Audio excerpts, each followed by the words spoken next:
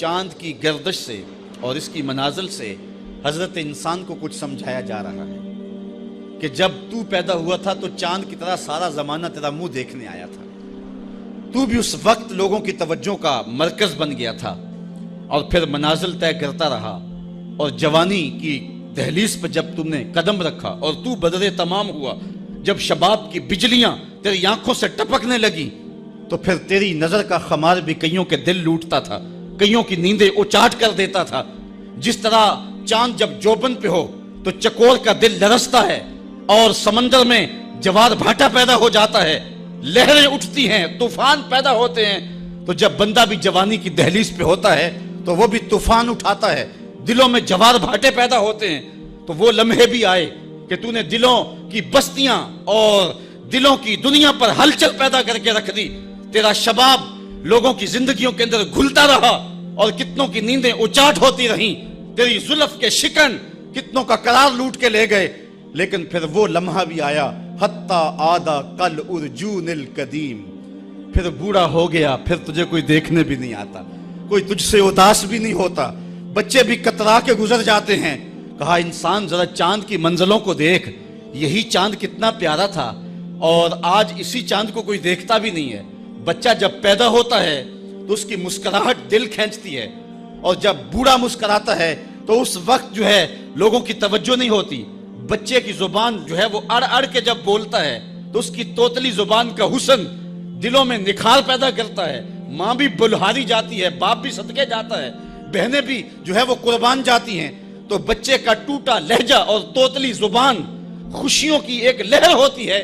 لیکن جب بڑھاپے میں فالج کی وجہ سے زبان میں لکنت آ جائے، اب توتلا پن پیدا ہو جائے، اب زبان اٹکنے لگے تو بچے بھی مذاق اڑاتے ہیں۔ ایک لمحہ وہ تھا کہ زبان توتلی تھی تو حسن تھا، آج لمحہ وہ گیا کہ حتی آدھا کل ارجون القدیم، کھجور کی ٹہنی سے جب پھل توڑ لیا جائے اب اس ٹہنی کو کون پوچھتا ہے؟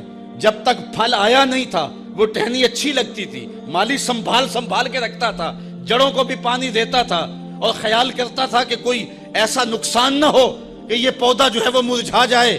پھر جوبن پہ آیا اور جب کھجوریں لگیں تو اس نے پھر رسیاں بھی باندھی اور کھجوروں کو سنبھالنے کے لیے سب کچھ کیا۔ پھر جس دن اس نے اس ڈال سے پھل کاٹ لیا، اب وہ کھجور اجڑ گئی، اب اس کی وہ ٹہنی بے توقیر ہو گئی۔ انسان کی زندگی کا جب شباب لٹ جاتا ہے اور بڑھاپے میں جب وہ کسی قابل نہیں رہ جاتا تو پھر اس کی بھی یہ مثال ہے، حتی آدھا کل ارجون القدیم، جیسے کھجور کی پرانی ڈال ہو۔ اپنی نظر اور شرمگاہ کی حفاظت کریں۔ اس دور کا سب سے بڑا فتنہ یہ ہے کہ نگاہیں پاک نہیں رہی، نگاہیں غلیظ اور گندی ہو گئی، شرمگاہوں میں وہ تقدس نہیں رہا ہے۔ حضور علیہ السلام نے ارشاد فرمایا، من زنا زنیا بہی ولو بہی تانے دارے ہی، جس شخص نے زنا کیا یہ عمل اس کے گھر بھی لوٹے گا، اگرچہ اونچی اونچی دیواریں کیوں نہیں کرتے۔ یہ مکافات عمل ہے۔ گندم از گندم بروئت جو ز جو، از مکافات عمل غافل مشو۔ گندم بو گے تو گندم کاٹو گے، جو بو گے تو جو کاٹو گے۔ نظر کو تقدس دو، نظر کو پاکیزگی دو۔ حضرت لقمان حکیم کہتے ہیں کہ میں کئی نبیوں سے ملا ہوں، کئی نبیوں سے ملاقات کی ہے، اور میں ان سے 2-2 4-4 باتیں جمع کی ہیں، اور ان ساری باتوں کو میں نے جمع کر کے 100 باتیں جمع کی ہیں، اور ان کا پھر میں نے خلاصہ تیار کیا ہے۔ ان میں 8 باتیں الگ کی ہیں۔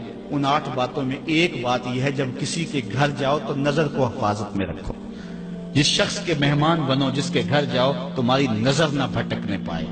نظر اگر غیر محرم کو شہوت سے دیکھتی ہے، حدیث میں آتا ہے کل قیامت کے دن جہنم کی آگ سے بھر دی جائے گی، وہ سخت رسوا ہوگا۔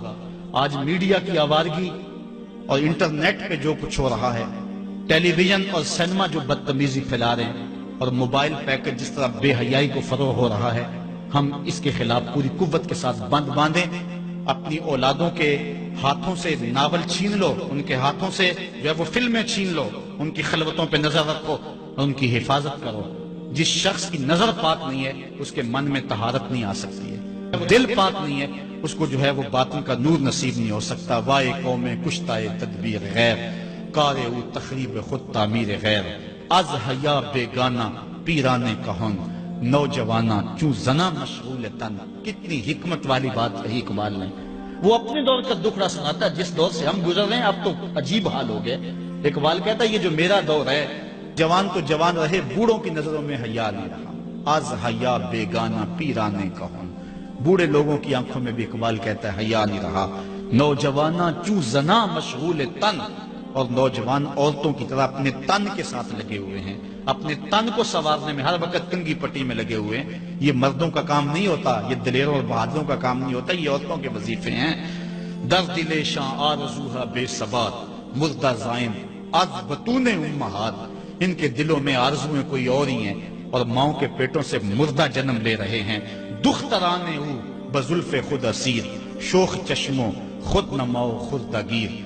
اور قوم کی بیٹیاں اپنی زلف کی خود قیدی ہو چکی ہیں اور ہر وقت جو ہے وہ اپنے آپ کو آئینے میں دیکھتی رہتی ہیں. ساختہ پرداختہ دل باختہ ابرواں مثل دو تیغے آختہ.